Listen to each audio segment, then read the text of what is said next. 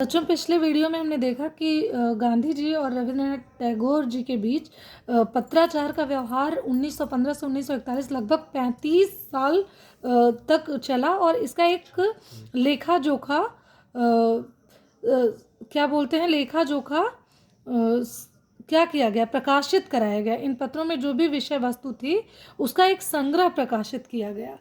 पत्र व्यवहार की परंपरा भारत में बहुत पुरानी है, पर इसका असली विकास आज़ादी के बाद ही हुआ है। बच्चों, पत्र व्यवहार तो पुराने ज़माने में राजे महाराजे जो थे वो क्या करते थे, कबूतर के ज़रिए, चील के ज़रिए, फिर इंसानों के ज़रिए, हाथी घोड़े के ज़रिए। लेकिन पत्रों की जो परंपरा भारत में विकसित हुई वो आज़ादी के बाद ही हुआ है। देखिए, तमाम सरकारी विभागों की तुलना में सबसे ज़्यादा गुडविल डाक विभाग की ही है। बच्चों, स्वतंत्रता के बाद बहुत सारे सरकारी विभागों की स्थापना की गई, लेकिन जिसमें सबसे अच्छा योगदान अगर किसी का है तो वो डाक विभाग का है। डाक विभाग, लिखा भी गया है कि सबसे अच्छा गुडविल डाक विभाग को ही है, क्योंकि डाक विभाग ने जितनी तेज़ी से सफलता हासिल की, कई देशों को, कई राज्यों को आपस में जो जोड़ने का कार्य किया, उतनी सफलता अन्य विभागों को नहीं मिल पाई जितनी कि डाक व्यवस्था को। इसकी एक खास वजह यह भी है कि यह लोगों को जोड़ने का काम करता है। बिल्कुल, हम एक घर से दूसरे घरों का, एक गांव से दूसरे गांव का, एक शहर से दूसरे शहर का हाल चाल जान सकते थे डाक व्यवस्था के ज़रिए। घर घर तक इसकी पहुंच है। संचार के तमाम उन्नत साधनों के बाद भी चिट्ठी पत्री की हैसियत बरकरार है। देखिए, आज संचार के अनेक साधन आ गए हैं, बहुत बार जिक्र हो गया है, email, internet, telephone, TV, radio, लेकिन उसके बावजूद चिट्ठी पत्री की हैसियत बरकरार है, जो कि कम बात नहीं है। शहरी इलाकों में आलीशान हवेलियां हों या फिर झोपड़पट्टियों में रह रहे लोग, दुर्गम जंगलों से घिरे गांव हो या फिर बर्फबारी के बीच जी रहे पहाड़ों के लोग, समुद्र तट पर रह रहे मछुआरे हों या फिर रेगिस्तान की ढांडियों में रहे लोग, आज भी खतों का ही सबसे अधिक बेसब्री से इंतज़ार होता है। ठीक है बच्चों, आप जान लीजिए, इतने तमाम लोगों को दिखाया गया है कि चाहे शहरी इलाकों में रहने वाले आलीशान महलों के लोग हों या झोपड़पट्टियों में रहने वाले लोग हों, विषम जंगलों से घिरे गांव हों या फिर बर्फबारी के बीच जूझ रहे पहाड़ों के लोग हों, समुद्र तट पर रह रहे मछुआरे हों या फिर रेगिस्तान के निर्जन प्रदेश में रह रहे लोग हों, आज भी खतों का ही सबसे अधिक बेसब्री से इंतज़ार होता है। एक दो नहीं, करोड़ों लोग खतों और अन्य सेवाओं के लिए रोज भारतीय डाक घरों के दरवाज़ों तक पहुंचते हैं। बच्चों, आज बहुत ही तकनीक साधन विकसित हो गए हैं, लेकिन कुछ निर्जन प्रदेश, यानी कुछ ऐसे सुनसान प्रदेश हैं जहां आज भी तकनीकी सुविधाएं मौजूद नहीं है, पहुंचाई नहीं जा सकी हैं। इसलिए वहाँ के लोग, करोड़ों लोग आज भी चिट्ठियों पर ही निर्भर करते हैं और उसके लिए बेसब्री से डाकों का इंतज़ार करते हैं और डाकघरों के दरवाज़ों पर आवाजाही किए रहते हैं। इसकी बहुआयामी भूमिका नज़र आ रही है। पत्रों की बहुआयामी का मतलब होता है कि बहुत सारे दृष्टिकोण से पत्रों की भूमिका नज़र आ रही है। दूर देहात में लाखों गरीब घरों में चूल्हे मनी ऑर्डर अर्थव्यवस्था से ही जलते हैं। आज भी तमाम देहात, पिछड़े हुए गांव ऐसे हैं जहां गरीबों के घरों में चूल्हे तभी जलते हैं जब उनके घर के कमाने वाले, चाहे वो पुत्र हों, चाहे उनके पति हो, वो रोज के रोज मनी ऑर्डर अर्थव्यवस्था जो होती है उसके सारे कुछ पैसे भेजते हैं, तभी उनके घर चूल्हे जल पाते हैं। गाँव या गरीब बस्तियों में चिट्ठी या मनी ऑर्डर लेकर पहुंचने वाला डाकिया, देखिए बच्चों, एकदम स्पष्ट लिखा गया है कि गाँवों या गरीब बस्तियों में चिट्ठी या मनी ऑर्डर लेकर पहुंचने वाला डाकिया देवदूत के रूप में देखा जाता है, यानी उन्हें भगवान के भेजे दूत से कम नहीं आंका जाता, कम नहीं जाना जाता। बच्चों, फिर से बता दूं कि इस निबंध के लेखक, चिट्ठियों की अनूठी दुनिया नामक निबंध, ये जो लेख है इसके लेखक श्री अरविंद कुमार सिंह जी हैं, जो कि गंभीर लेख लिखने के लिए प्रसिद्ध हैं। तो हमारा ये जो अध्याय है यहीं समाप्त होता है। थोड़ा सा हम प्रश्न उत्तर पे चर्चा कर लेते हैं।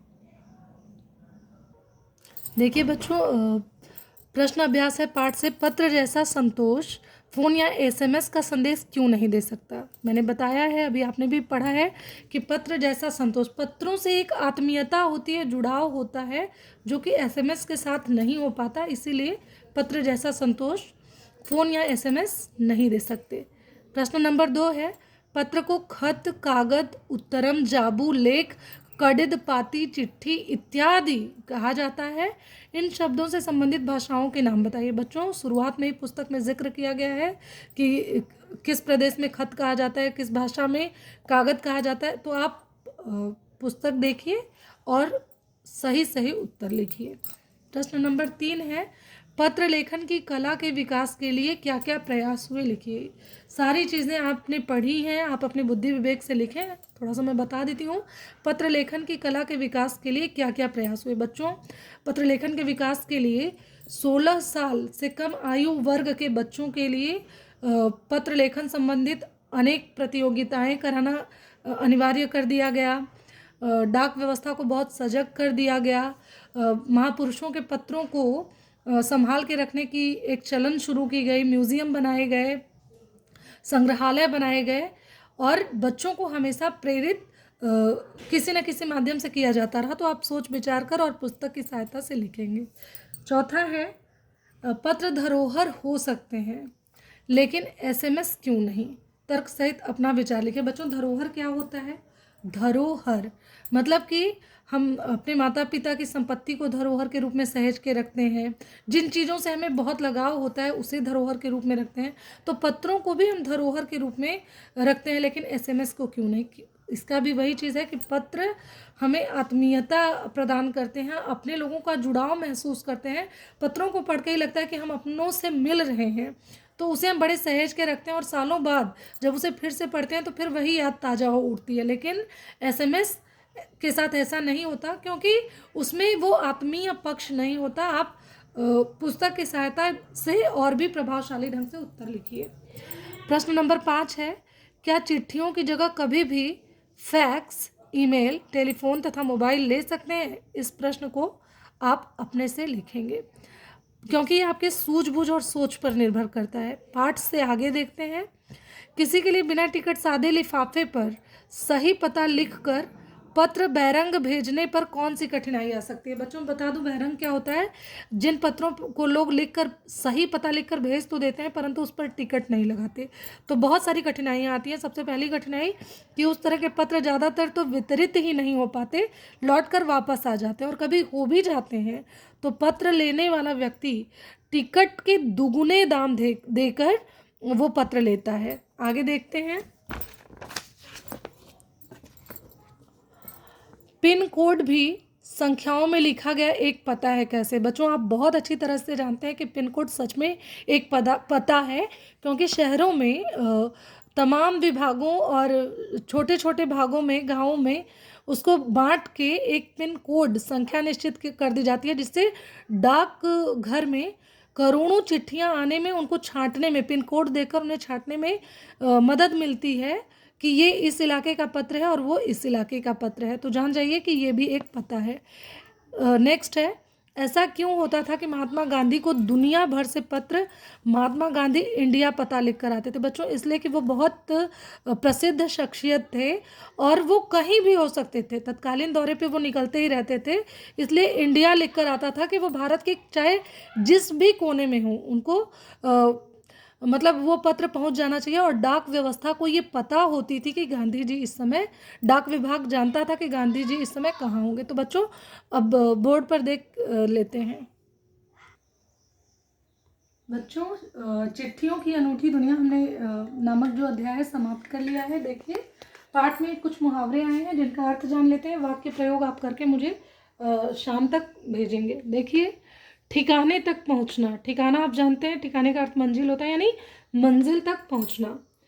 कोई जोड़ न होना, जिसका अर्थ होता है मुकाबला न होना। कोई जोड़ न होना अर्थ होता है मुकाबला न होना।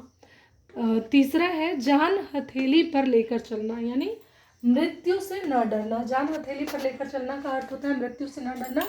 बच्चों, आप इन मुहावरों पर वाक्य बनाकर मुझे शाम तक भेजेंगे। आज के लिए बस इतना ही। धन्यवाद।